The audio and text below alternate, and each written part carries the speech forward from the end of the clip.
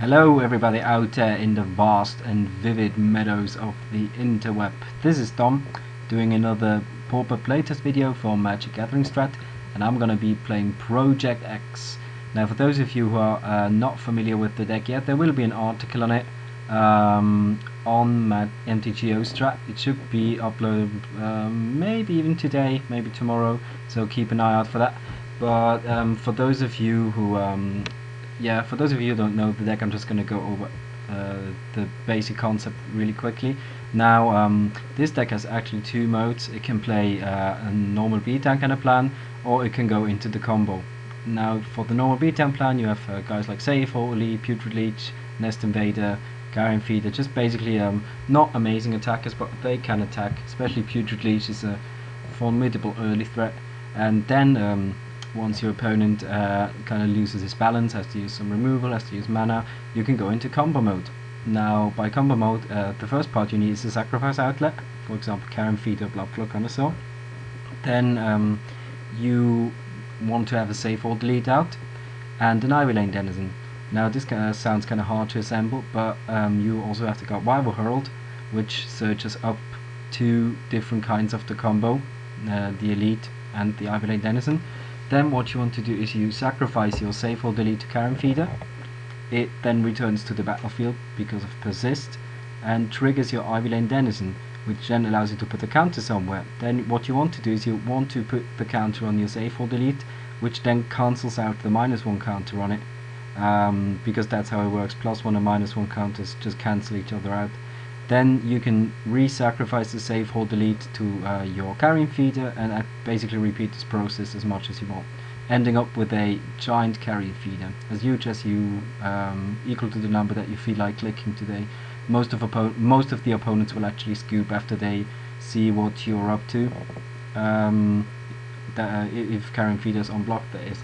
But yeah, you can basically grow this guy as big as you want.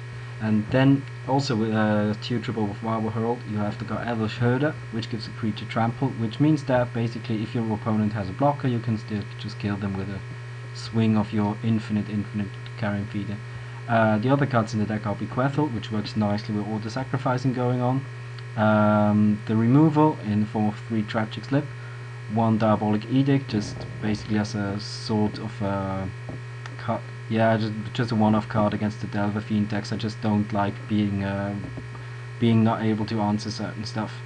And also 1 copy of Nameless Inversion, which is also tutorable by Cweaver Herald, so this is extra useful. Then you have 2 copies of Unearth, basically just brings back maybe one of your guys, basically all of the guys in the deck except for Ivy Lane Denizen, which is a pity. I wish this card cost 3, but it might have been a little bit too strong for limited. And then you also have Nest Invader, which is basically just either an early aggro card. It can produce extra bodies and gives you as a Eldrazi spawn that you can sacrifice either to your feeder or to Bequeathal or anything. For the sideboard, we do have 4 copies of Duress against control or combo decks just where we need disruption. Some are Silver Bullets in form of Scatcher Archer and Essence Warden. This is basically against the aggro decks. If you're in combo mode, you can get infinite life with it, and these are against Delver decks, just because they kill all their spell status and all that stuff. Also good against Squadron Orc. More removal in form of another Tragic Slip and 2 more Diabolic Edicts, 3 Gleeful Sabotage against Affinity, and 2 Serene Heart against the Boggle deck, and also the Simic Stormpost builds. So yeah, I'm gonna play a couple of playtest matches with this deck and see how it goes. So I'll see you guys in a minute. So here we are for the first match, playing against Fear My Bow. I don't fear your bow. This hand looks like keep. We have all the mana we need. Some more lands would be okay, but definitely not gonna mulligan it. We're on the play. That means we just lead off with the Guild Gate. And probably play this Putrid Leech next turn just to set up some pressure. He probably goes for Delver, yeah, sure. So that's actually nice, because now we can resolve the Putrid Leech, which then means that he has to make some effort to answer it. Meanwhile, we can set up the combo, which we already have in our hand conveniently. So that's actually why I play the Putrid Leech instead of like Save or Delete, just so that he has to, that there is something out there that he has to answer. See if it flips. It doesn't flip. Nice. Okay. So now if he probably doesn't tap out here. He's blue-red Delver. That's interesting. That's interesting. Haven't seen. Oh yeah, probably just Delver Fiend. What am I thinking? Yeah, it's probably just Delver Fiend. I just for a second I was thinking about the old blue-red Delver deck, just with Delver and Burn and all that stuff, similar to the Legacy version. Now I don't really want to pump my Putrid Leech just because of the possibility of getting it lightning bolted. So I'm just gonna swing for 2, then play a feeder. So he's definitely Delver Fiend because they don't have any instants, at least not reactive instants. So now I just play Safe Hold and hope to draw land next turn so that we can kill him before he can set up the double strikey huge guy. Thing is, if he probably keeps his Delver back here, and if he sniffs out the combo he can still just block with Delver and kill us the next following turn.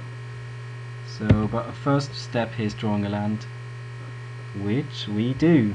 Hooray! So we just slam down his Denizen and hope that he doesn't realize the combo, because most people don't. So we just slam him with everything we got and see what he blocks. Does he sniff out the combo? Is he aware of the deck? No. Okay. So I'm gonna start going through the motions here, and I'm probably just gonna pause the video because this could take a while if he insists on letting me go through this all. Yeah, just gonna pause the video quickly and I'll be back as soon as my guy's huge. So after some clicks he decided to scoop. He didn't realize the combo, as I thought. Most people actually don't, because the deck is not really popular. I know that putting it out there and writing an article about it is not really beneficial for me, but I still like to get feedback on the deck, and I mean not everybody reads this article, so I'm still going to be able to surprise some people. Now let me go to my sideboard plan. Yeah, so bring out Hurt and 2 Unearth for Tragic Slip and the Edict. That does make sense. More removal is definitely good. 2 Unearth and Hurt. Okay, so this matchup is basically a race. You can't really kill them early enough with just your average beaters. So you just, in general, you actually just have to race them. And sometimes you get a lucky Edict. If they don't board in like this spell, they are usually not really protected against Edict. They might have Delve around to sacrifice, but hopefully you can kill that early with the Tragic Slip. But yeah, in general, this matchup here is just a race. We have to hope that he doesn't go off completely on us, or that we can just assemble the combo earlier, which usually doesn't work out. They're 1 or 2 turns faster. He's tanking a little bit about sideboarding. I'm gonna just he's back, never mind. So let's see what we have. Yeah, okay. So a couple of bequeathals, which are pretty suboptimal, to be honest, but we do have this Edict, so I'm tempted to keep it. And we might still draw something to sacrifice. If we draw a Nest Invader, this might be okay. I'm just gonna explain it to him quickly. +1 and -1 counters cancel each other out. Okay. So I hope he gets it, otherwise I will just explain it to him off camera, because I don't want to go over this again. Yep. So he is astonished by my brewing techniques, which I must say I'm too sometimes. I wonder how I come up with these decks, but I do. Maybe just my weird little mind. So we're definitely going to keep up the Edict here. I hope he just goes for it. I really hope he just goes for it. Which he should. He's an all-in combo deck. So yeah, Ponder probably into like a land and the Manimal foes, and then we can blow him out. How much more does he need here? He needs one more spell and an assault strobe to just kill us. So yeah, he's gonna cast some spells, grow his Kiln Fiend. I like my matchup against Kiln Fiend, at least post-board. Pre-board it seems pretty rough, but post-board you have Edicts which they usually don't have an answer to. They have Dispel as I said, but here he can't even keep Dispel up. He has Probe, okay. Yeah, that's not the best for us. Which maybe means we should Edict him right now, because he's gonna see it anyways, and then if he draws into Island Dispel we're gonna look really stupid. So let's just cast the Edict now and hope he doesn't have a second Kiln Fiend, or that he put it on top or on the bottom with his Ponder. What did he actually do? He put on top, and did not shuffle. Okay, so he's gonna see our hand, our embarrassing little hand. Really would like to draw land. Yeah. If we draw land we can go Carrion Feeder Elite, then next turn probably bequeathal some stuff.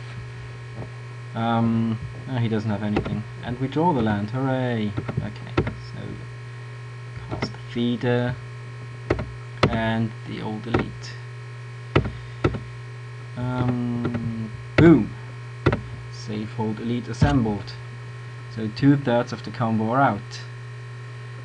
But can we beat him in time, or does he just go for like a Kiln Fiend now or a Cyclops and then just kills us next turn? You never know with these decks. These Kiln Fiend decks can kill you in the blink of an eye. I like the decks, they kinda keep Fisher Post in check. Kind of. Not really, but at least they have something they usually don't win against. I might be wrong, I haven't tested it anyway, so we're just gonna sack it to itself for good measure. Can't save it anyways, but it's nice that he wastes some time killing off the guys. We could go for Putrid Leech Bequeathal here, or we could just go for Connoisseur. Let's see, I actually like going for Putrid Leech here a little bit more. And then just gonna bequeathal the Elite, intending to sacrifice it next turn. So we just slam him. Take that villain. Second board could have been awkward here, but we still have all these other bequeathals, so I think we will have survived it. So he has another Probe, paying the life again. Probably just digging for a Cyclops, which is probably the right play. I mean, he wants to kill us as soon as possible. Ponder. He's pondering his options. On how fast of a clock is here? Like 2 turns. 2 turns if we're lucky. But we should be able to. Let's see, we hit him for 6. The next turn hit him for 7. But if we draw a guy we could win in 2 turns. So he puts the cards on top, and shuffles, so he gets a random card from his deck. Let's hope this card was not Kiln Fiend. Now he's actually that in 2 turns no matter what, so he really has to drop Kiln Fiend here, otherwise I don't see him winning this game. And he doesn't, which is good. So we can attack with both of the guys. He might have Lightning Bolt now that I think about it. But I think if he has Lightning Bolt we're just gonna... yeah, we're okay with that. It's not the end of the world if he just kills off a Putrid Leech. So let's bequeathal that guy once again. He's really bequeathal. I don't know what this word means, by the way. English is not my first language, so I have no idea what bequeathal actually means. You guys could tell me that.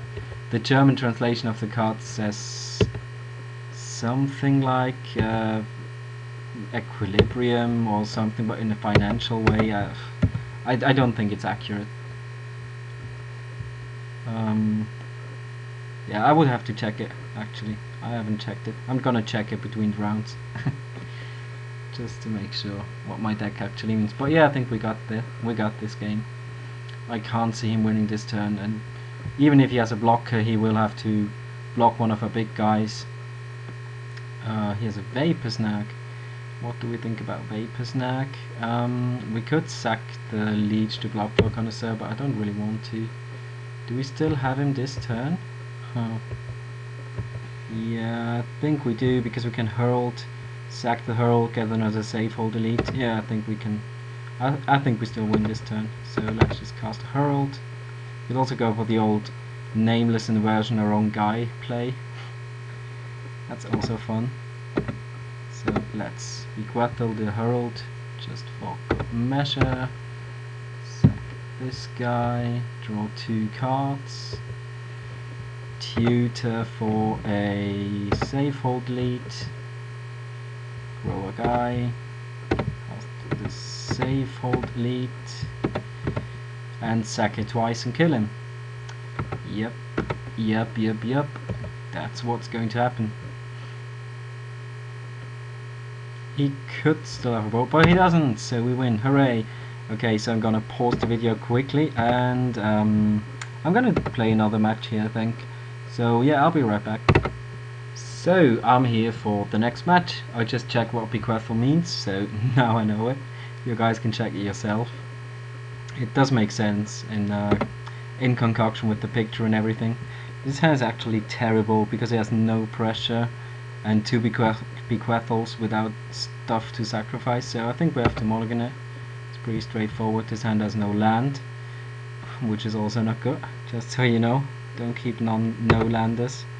And this hand is trash, but I don't want to go down to 5. So yeah, this off for a bad start. We do play against goblins. I like my goblins matchup. Safe hold elite does a lot of work here. Well, we don't have a safe hold elite. Boo. So all we have is this zombie that can't even block. So it's looking rough. Mock Fanatic, haven't seen that guy in a while. Is he on vogue again? Has he successfully survived the removal of damage from the stack? Damage on the stack, rather. Let's get a forest. Yeah, I think this is going to be rough. If we draw a safe hold elite, we could still do it. Gonna go for a Connoisseur here. It's not the best because he can't even block one of his guys. Now he's just gonna play a goblin and kill us. Almost. He even has another fanatic. And this looks really bad. I do agree. It looks terrible. Yeah, I think we're gonna lose. However, Nest Invader could maybe do something. He's probably gonna shoot my guy in response. We probably should have played this Carrion Feeder before, because then maybe he wouldn't have shot it. But then we could always just have saved our our Blood Flow Connoisseur by sacking a Carrion Feeder. Yeah, I think that was a misplay, but he could have smelled it. I think he would have, but just to make sure. Now he has more guys. It's just swinging with everything, I think. I would swing with everything. So now we are going to block his Mock Raider, which is probably going to get bigger, but I'm not sure. I always like having Mock Raider out of the way. Yeah, he is gonna get bigger. Now we just trade with it. Yeah, sure. This is also not a safe hold elite, so I think we're boned. I think we can't really win here. I would actually just trade my Carrion Feeder against the Goblin token if he lets us, which he doesn't. That's very mean of him. He should have let us trade. So Foundry, Street Denizen, and Bushwhacker. Yeah, we're so dead. So let's go to a sideboard plan. Goblins. Very good, I set in my rating of the matchup because of safe hold elite. Now he just got beaten to a pulp. Okay, we bring in Slip, Essence Warden for Herd and Edict. That's easy enough. So cut Herd and Edict. Boom, bring in Warden and Tragic. I think I mentioned it in the article. It might be an argument for just bringing in Scattershot Archer just because he's a 1-2 and he can do some blocking. I think it's pretty lackluster. Now we just don't have to mulligan to 5 again, and we already know our matchup. So yeah, I'm gonna play first, of course. This hand seems good, pretty good, just because of safe hold. Safe hold does so much work here. It basically trades twice, which is huge in this matchup. Yeah, with that kind of stuff, for example. Now I would actually rather play the Wirewood Herald, just because I want to trade my safe hold lead against the 2-2 and the next one. So we'd just much rather block here. We have to keep this Tragic Slip in our hand for Sparksmith, I think. And he has Mock Conscript and the Mock Raider. So now we can block here. He's gonna sack his Mock Raider, I think. Or maybe just trades, that's also possible. No, he does sack his Mock Raider. Of course we want to use the ability. Magic Online, with your silly questions. Just get another elite here, it's so good in his matchup. Just cast one. Land would be nice, but we hopefully can draw one next turn. Now what does he have? Let's see. Raise. Oh my. Oh my. Raise is not good. Raise is bad news, bears. I think we just kinda have to block here. I mean, just not blocking because we lose value seems pretty loose. We fortunately draw a land, and we are just going to play another safe hold elite. This guy can block alone. Yeah, okay. Not alone if you cast another spell. Raise is a mean one. Raise can really get you. I don't think that he should put it in against us, but I'm not sure. I could be wrong. Now I think I kind of like our position here. Next turn we can bequeathal Tragic Slips something if he chooses to play like a 1-drop. That is not Mock Raider or anything. I don't know, he just scoops. Okay, that does make sense. I think he was in a really bad spot. Still a preemptive scoop, but yeah, I think he was in a pretty bad spot. So we beat the goblins successfully in game 2. Game 3, and this hand is a keep. It's not the best keep because it doesn't have any safe hold deletes, but it does have Nest Invader. That has to count for something. Leading off with the Guild Gate, just so we can cast a Nest Invader next turn. You definitely want to trade early against goblins. Drawing the second Carrion Feeder here, not the best. Yeah, let's just cast the old Invader here. Invader Zim. And then trade away for something. And then probably bequeathaling. We can't bequeathal anything now. That's annoying. And he flame slashes our guy. Okay. Yeah, that's not really the turn of events I would have liked. And we do draw Tragic Slip. So now we could bequeathal on this guy, but then he's just gonna shoot it. I think if we throw out the Connoisseur, then next turn we can bequeathal this thing. He's going to shoot it, but then we have no mana up this turn. Maybe we should just play the Denizen because it can block, but then he can kill the Denizen with his Mock Fanatic. This is a tricky spot. Yeah, I think as odd as it seems, I think we just have to kill his Mock Fanatic right now, then he's gonna shoot the Spawn. If we do that, we definitely want the Carrion Feeder first. So let's play Carrion Feeder. Tragic Slip his thing. That might be greedy. I think that might have well be drawn. What? What the hell is going on? Okay. He didn't bother to shoot anything. That's fine for me. So we're just gonna block here. Sack it to a Carrion Feeder. There's another Goblin Cohort. Now he could have a Bushwhacker. Then we would take some damage. He has Chain Lightning. Okay.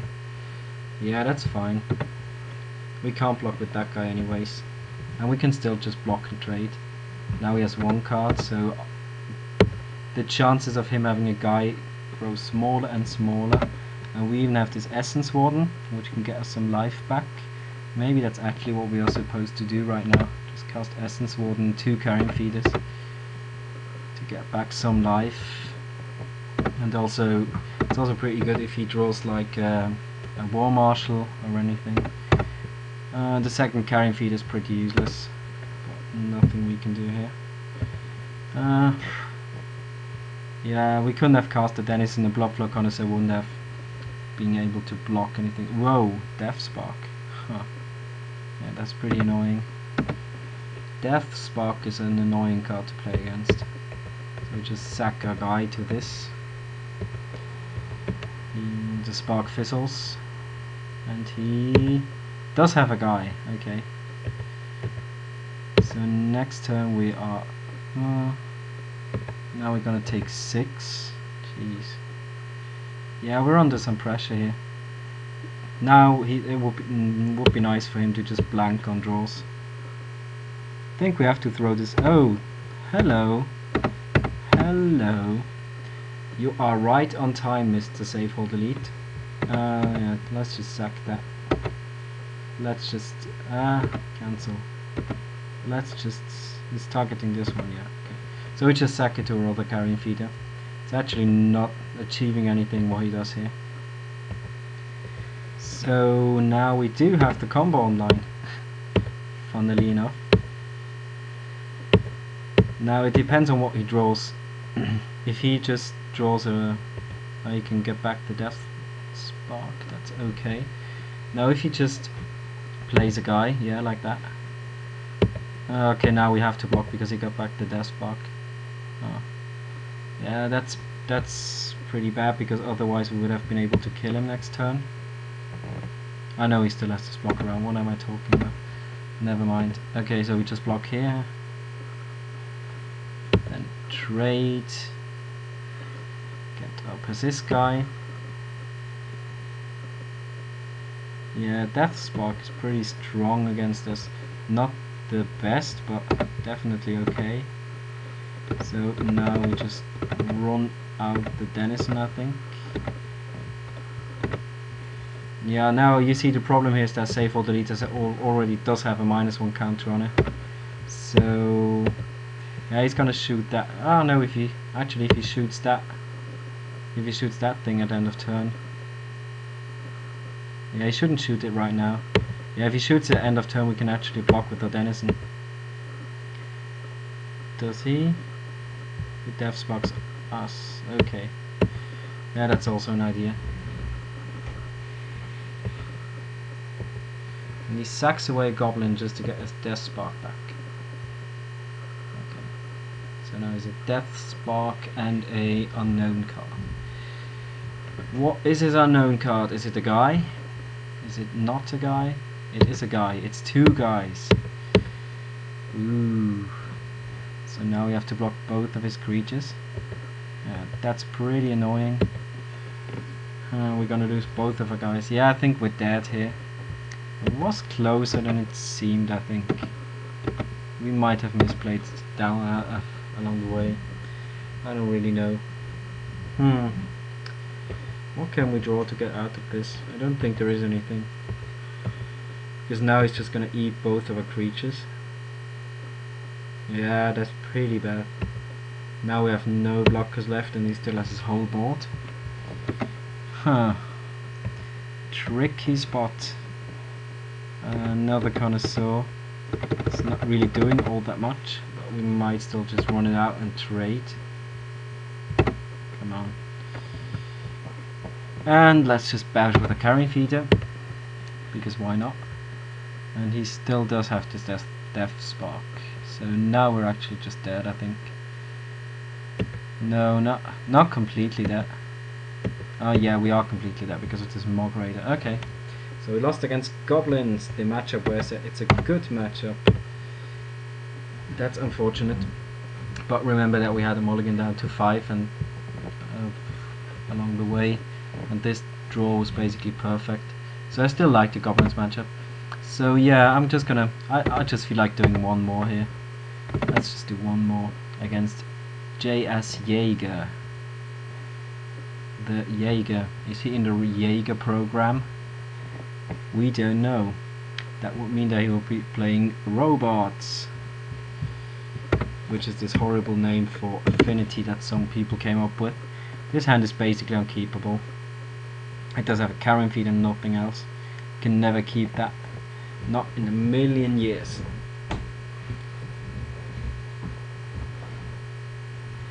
He is choosing to keep, so we are choosing to mulligan. So now we have a turn to Putrid Leech, which is always nice against all kinds of different decks. But let's see what his deck is.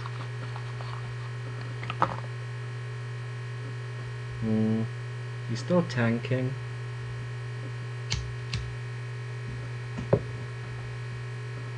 He is still firmly in the tank. Maybe some real life stuff. Some real life stuff going on there. Who does have real lives? Real lives are for chumps.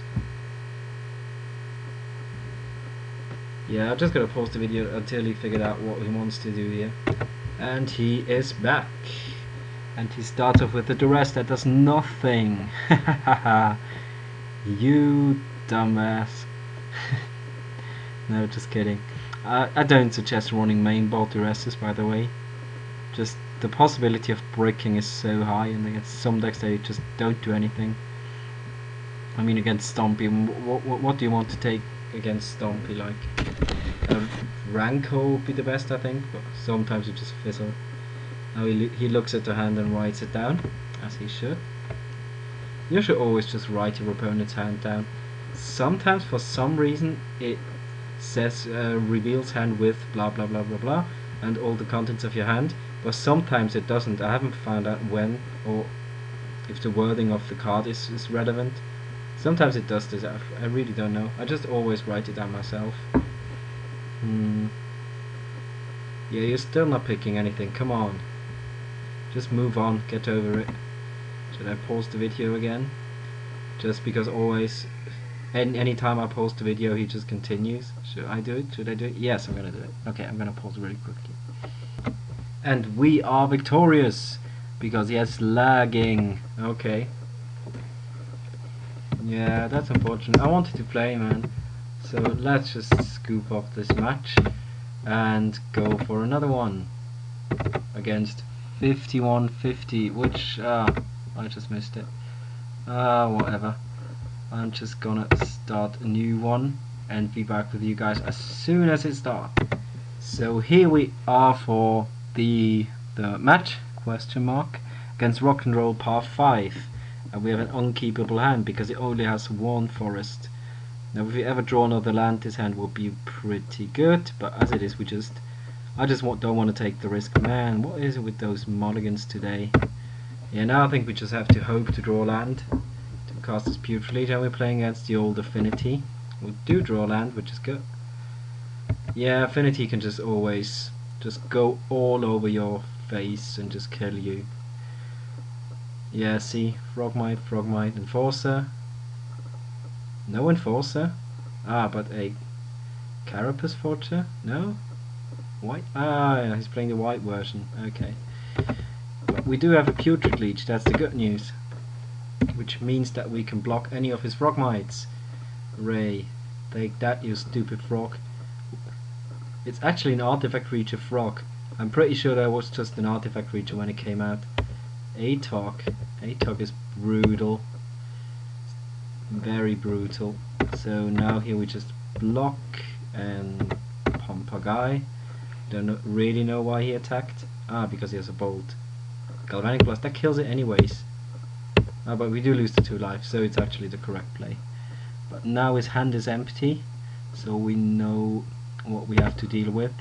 His Atok is growing to a 1, 2, 3, 4, 5, 6, 7, 8, 9, 10, 11, 12, 13, 14. So we're taking a maximum of 15 damage, and we would go to 16 by playing the Putrid Leech. Man, that's a lot of damage. Yeah, it's just Affinity. Sometimes it just does that. Just pukes all over the table and just kills you. He's still playing the Behemoth version. I would not suggest that. I don't really like Behemoth at all. So now we block, and let's just make sure that we don't die. We take 1, 2, 3, 4, 5, 6, 7, 8, 9, 10, 11, 12, 15. So we would go to 1 if he decides to go for it. But he just decides to go for 4. That means that off of next turn we have to block the ATOG every turn. So let's, that was not it. Yeah, we could just, we don't have enough mana, otherwise we could maybe set this up, but as it is, hang on.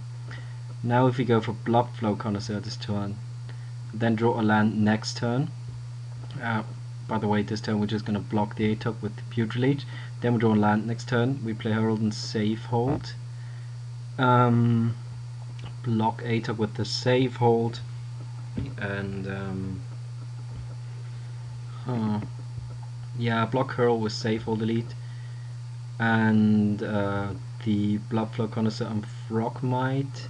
Let's see, we take 7, no 6, yeah, we're exactly at 1. Yeah, that does actually work. If we draw land, this actually works, which makes me proud. So draw land 1 time, and by the way, he has to brick as well. So we're still not in a great spot, but we can at least win it somehow. So he's going to attack with everything. I'm gonna block ATOG because we have to. Gonna sack an artifact because he has to, and we're gonna sack our leech, leaving us a 2/2 guy, and we take 6, go down to 5. So now we should draw land now. That would be really convenient. Ah, he has another ATOG. Okay, so now I think this doesn't work, but we might still try. Play this, play this. No, now we have to block both of the ATOGs. But if we draw a land next turn, this could still work out, I think. No, now he even has a blocker. Now I think we're just actually stone dead. So let's block here, block this, block this, block this. Take off 4 damage. This ATOG is going to grow. No, I don't really think we have any outs here. If we draw land next turn, we have an unkillable Safe Hold Elite, an Ivy Lane Denizen. What did he just do? Okay, he just pumped his ATOG. 2, 3, 4. That means we can sack this. Get it back. Sack this. Now, can we get anything else? What if we hang on a little bit longer? What if we get safe Wow Herald again? Does this do anything? No, I think we just have to hope that it doesn't see the combo and just doesn't block, and we still have to draw the land here.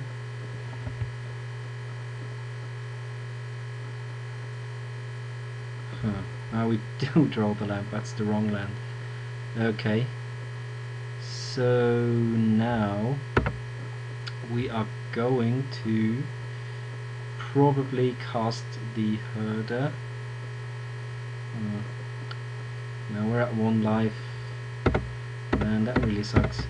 We should have drawn the untapped land, then we might have had a shot. Because he's not in the best position actually. Why didn't he he couldn't recast the Behemoth. Okay. That explains stuff.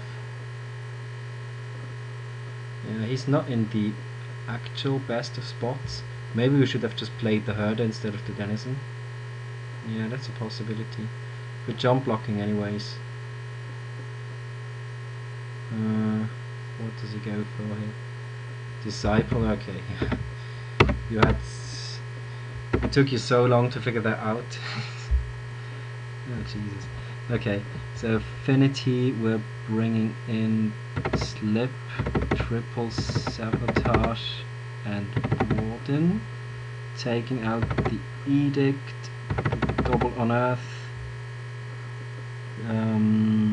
What else? The herd, of course, but I can't find it. And something else. Yeah, let me just go to my sideboard plan. What do I say about affinity to kind of embarrass myself? Good, 50%. Okay.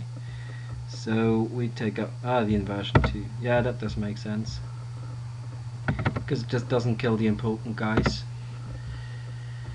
Yeah, I do actually like the affinity matchup, especially post-board where you have gleeful sabotage. But as I said, against affinity you just never know. They just have these draws that just kill you. And we do draw pretty subpar today. I don't know what it is. I already had some bad beats on M14 Limited earlier today. Very glad I didn't record it, because it was nothing, not much to see. Just me drawing like 3 lands in every game and losing. But that's how it works. I run pretty good otherwise in M14 Limited, so it's just fair that I have some bad beats sometimes. I mean, that's just how it works. Can't win all the time. Meanwhile, he's taking his time to sideboard.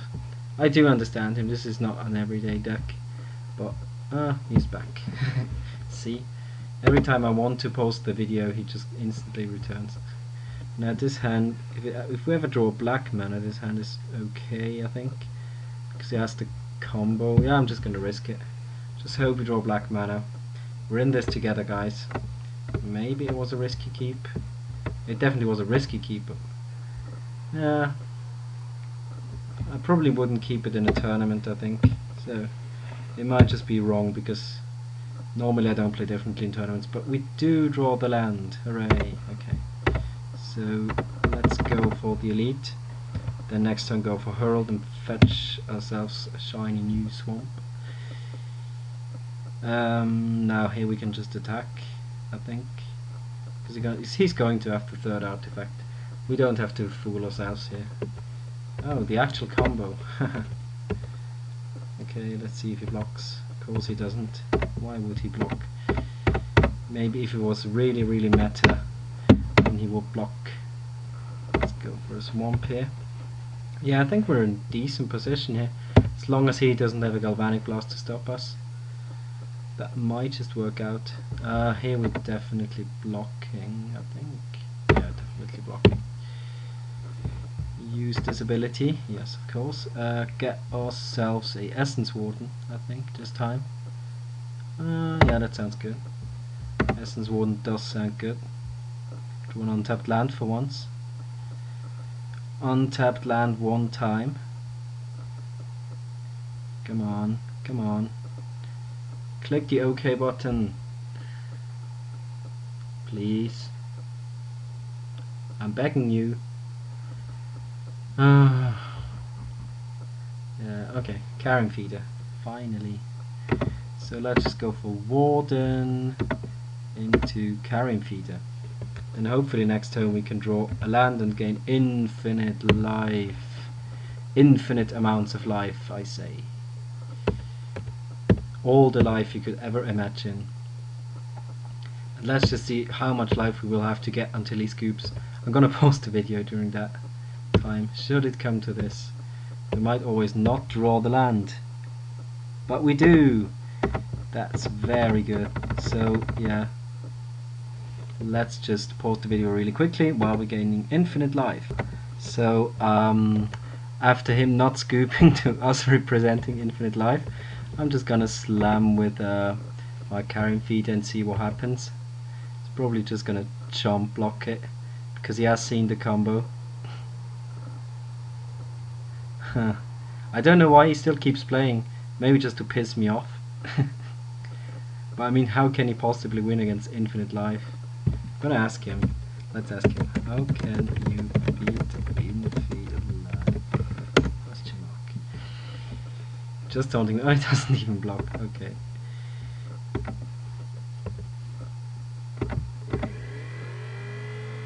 This is MTGO. Yeah, I know. But I can't just... Okay, how do you beat 150 life? Question mark. Because he couldn't. I'm just gonna keep asking until he agrees that he's just doing it to piss me off.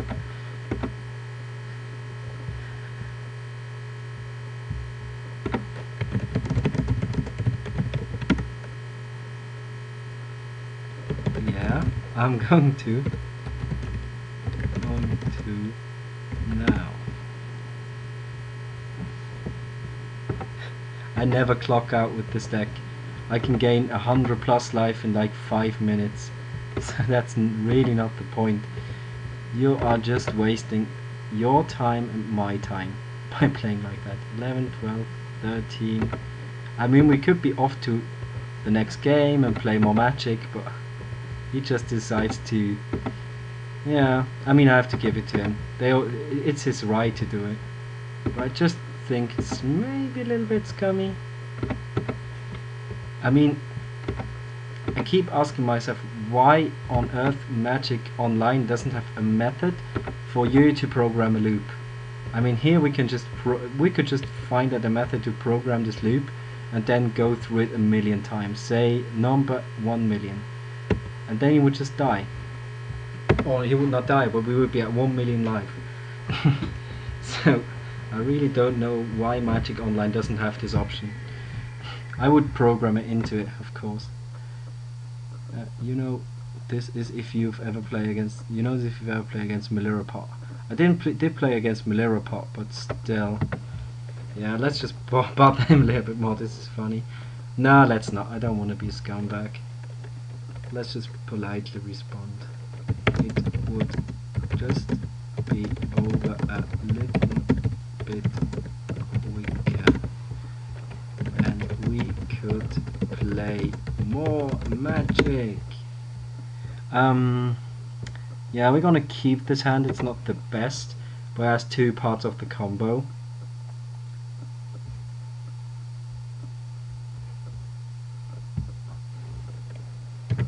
The only difference is that it takes me 5 more minutes.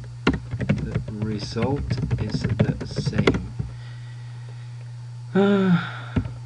I really don't like arguing with people on Magic Online, but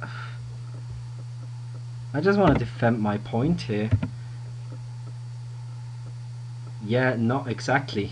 You are making me and you waste our time. If you see that I'm going to kill you, at least before, in this situation with the carrion feeder, he saw that I was going to kill him, he could just scoop. Yeah, no, that's not true. Once you F6, everything is safe.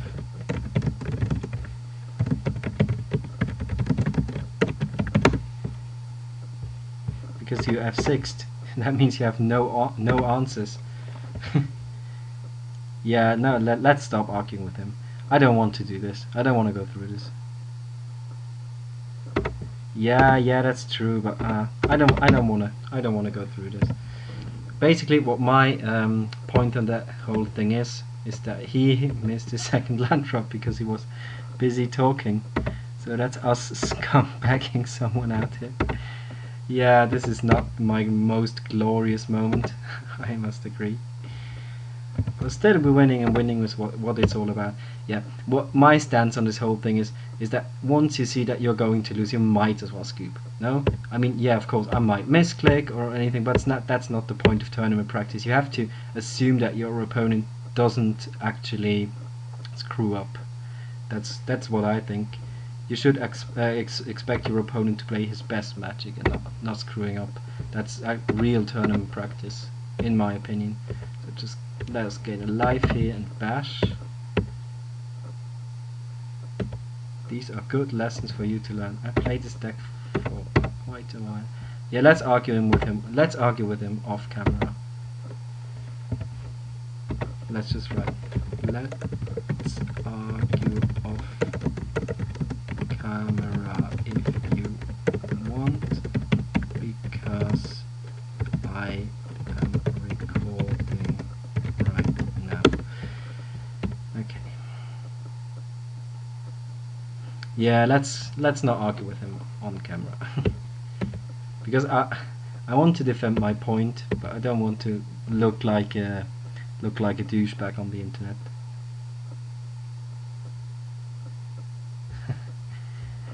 It is an argument if you say your point is correct and I disagree. That's the definition of an argument. Do we attack with carrion feeder? Attacking with carrion feeder is probably, it's like trading a whole safe, whole delete for his guy. Yeah, that seems okay. He's not even going to bother. He's not even bothering. I know that infinite life doesn't exist, but that's not the point. The point is I can gain 150 life in a reasonable amount of time, and your deck can never beat that. That's kind of the point. And once you see that you're dead, you might as well scoop too. Let us keep playing Magic. But meanwhile we assemble Tron and just kill him. Yeah, that was a convenient match. Him not doing anything certainly helped here. Boom, boom, boom, boom. Now he has to block feeder. He doesn't. Yeah. Yeah, see? Now he pretty clearly doesn't have anything here. He pretty clearly just doesn't have anything. And he might just save me and him a lot of time by just scooping. Right now he could just be scooping. Then we will get maybe 1, 2, 3 minutes more Magic to play. Which just doesn't make sense to me. I don't know. Maybe I'm the one that is wrong, but it just feels wrong here to not scoop. I mean, we can even let our carrying feeder get out of what's the name of the card? Out of Galvanic Blast range. So now he clearly can't do a thing. So why continue? So yeah, we win here. I'm gonna talk to him a little bit more, I think, or maybe just ignore it. I don't know, but it's not relevant for him, for our playtest session. So yeah, that was the latest playtest session with Project X. I'm pretty satisfied on how the deck is performing. It's not a tier 1 deck. I don't argue that it is a tier 1. I'm not arguing that this is a tier 1 deck, but I think it can do well. It's definitely unexpected. People, as you saw today, just sometimes don't realize the combo and just decide to lose the game, which is definitely an upside. But also apart from that, I like how the deck can play its different roles, just going for ordinary beatdown with solid mana efficient creatures, and then just switch into combo mode later. So yeah, thank you guys for watching. Make sure to read my article on MagicGatheringStrat, and make sure to check out my other playtest videos with this deck, other decks, my M14 videos, all the other nice videos on MagicGatheringStrat. Subscribe and favorite, all that stuff, and can thank you very much for your support. So yeah, this is Dom with another Pauper playtest session with Project X, signing off. See you guys next time.